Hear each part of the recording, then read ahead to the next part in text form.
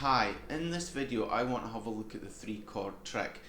Now you've probably heard this term before because it's commonly used in music, and the reason it's commonly used is because the three chord trick forms the basis for so many songs across so many different musical styles.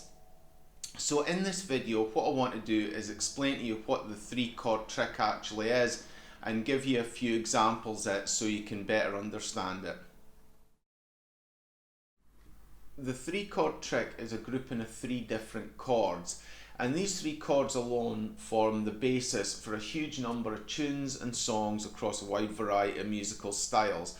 This group of chords is probably the most commonly used set of chords across the whole of music.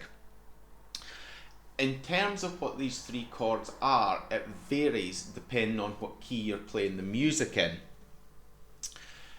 But what it is scale degrees 1, 4 and 5 of the major scale.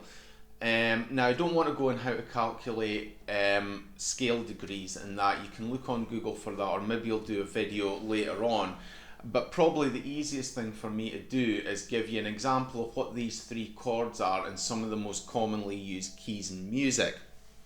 So first I'll have a look at the key of C.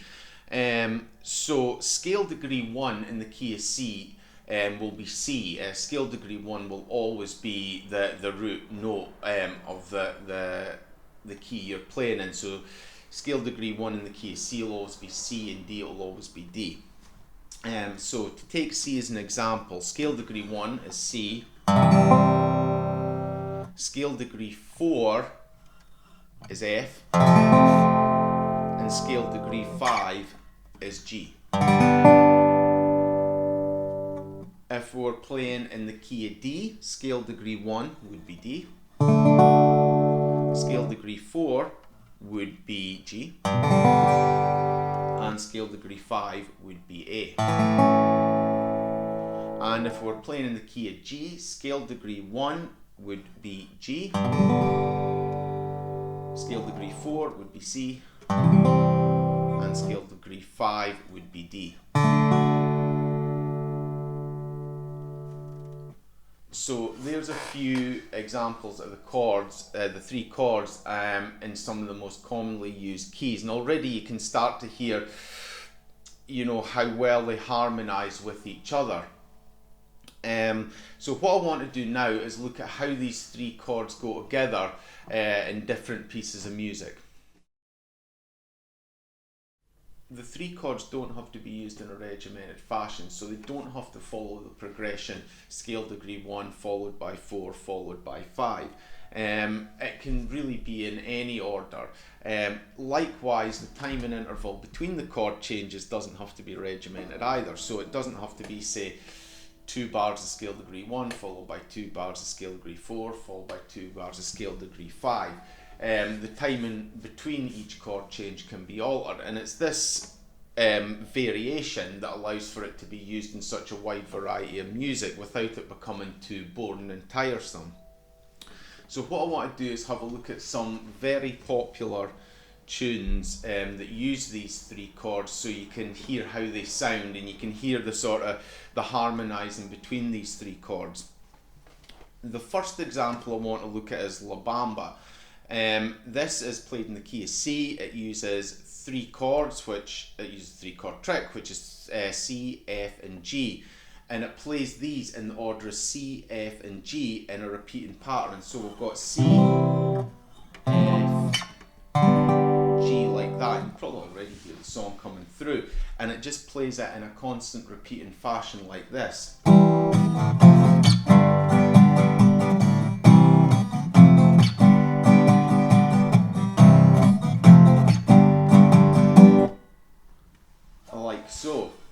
So this is a very straightforward example. It plays the three chords and it plays them in the order 1, 4 and 5. Although the intervals between them aren't the same, the pattern repeating is the same throughout the song. Another song in a similar style is Sweet Home Alabama. Now this is played in the key of G, but it doesn't play it in that same order. So the three chords in the key of G are G, C and D. But it plays it in a different order. So the order it plays it in is D, C, G, like that. Again, it follows a fairly regimented pattern, playing these chords over and over again. So it's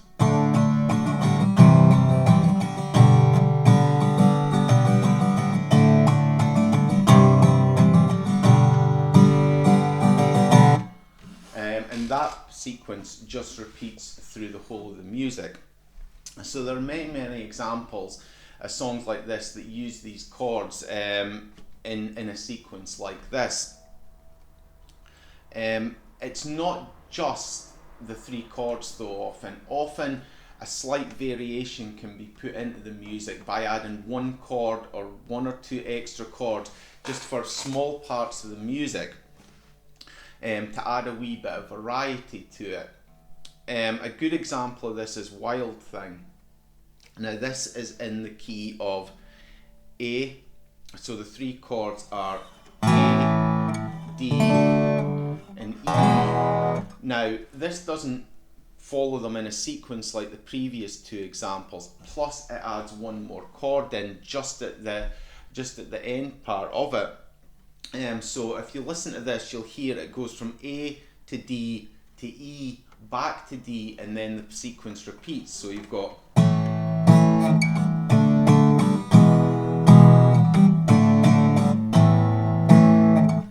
like so, and that basically repeats the sequence. It isn't until the end of the verse that you start getting this other bit, which adds in a G and moves up from G to A, like so. But it really doesn't change. It adds a slight amount of variety to the song, but it really doesn't change the underlying structure, which is this three chord trick. One other last example I want to give you is Blitzkrieg Bop by the Ramones. Again, this is in the key of A, so it's A, D and E are the three chords. And what this does, just near the end of the chorus, adds one single extra chord in, which is a B to vary it up. But the good thing about this song is that the Ramones mix the chords about a lot more. So although the verse just uses the standard repeating pattern, the chorus mixes it up a bit. So the verse basically runs like this.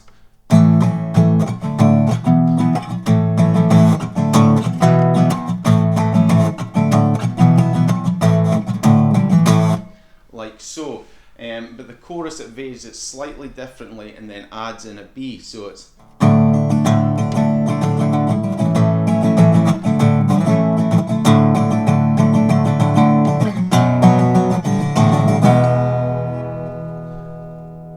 like so.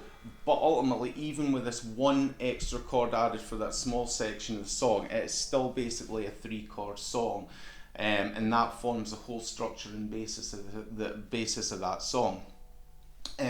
So that's a few popular music examples, and you can listen to loads, and if you go onto Google you can find lots of examples of songs that use three chords.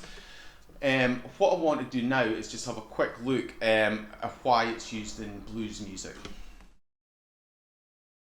Blues music is probably the genre of music that utilises the three chord trick more than any other. Probably the majority of blues music only uses the three chords that form the three chord trick, and it also forms the basis of the 12 bar sequence, which is probably the most commonly used sequence in all of blues music. Although there are variations on this, adding in sevenths and things like this, it's quite staggering just how many pieces of blues music actually just use this three chord trick. So to give you an example, I'll just run through the 12 bar sequence and show you how it uses a three chord trick. I have a video on what is the 12 bar sequence, and I'll put a link to that below. But what I'll do is I'll quickly run through the 12 bar in the key of E. So in the key of E, the three chords in the three chord trick are E, A and B. So I'll just quickly run through that for you.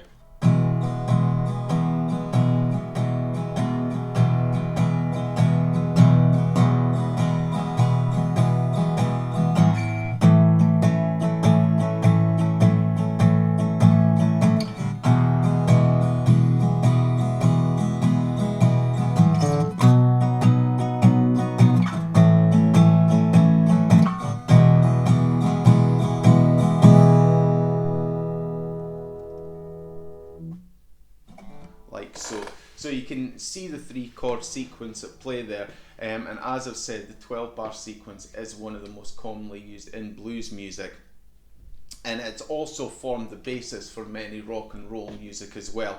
So that's maybe one of the reasons why this 3 chord sequence has started to become so prevalent in a lot of forms of pop music. Okay, that's been a quick look at the 3 chord trick and what makes it up. And I've given you a few examples of popular music and blues music that uses it.